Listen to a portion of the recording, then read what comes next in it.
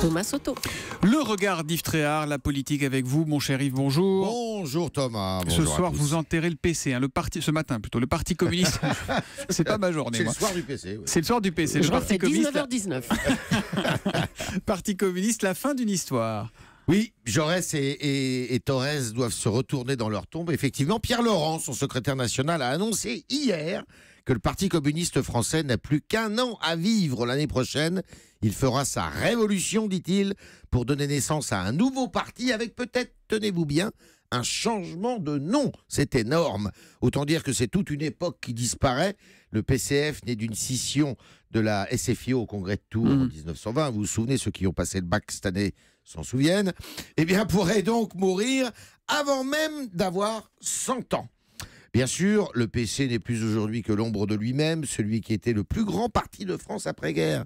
Avec 182 députés en 1946, eh bien, a subi de plein fouet, évidemment, l'effondrement de l'Union soviétique qui le finançait en partie.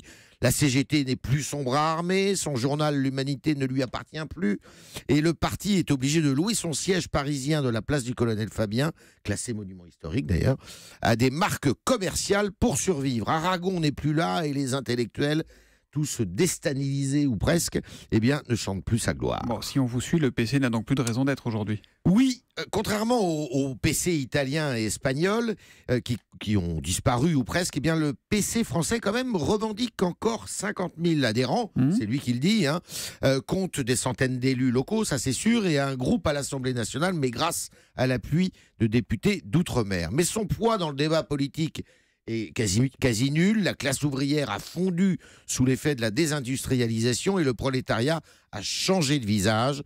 Dans le chômage et la précarité, il est difficile d'entretenir une conscience de classe. La contestation de la société capitaliste s'est dispersée dans l'altermondialisme, la défense des minorités, la tertiarisation des métiers et puis l'écologie.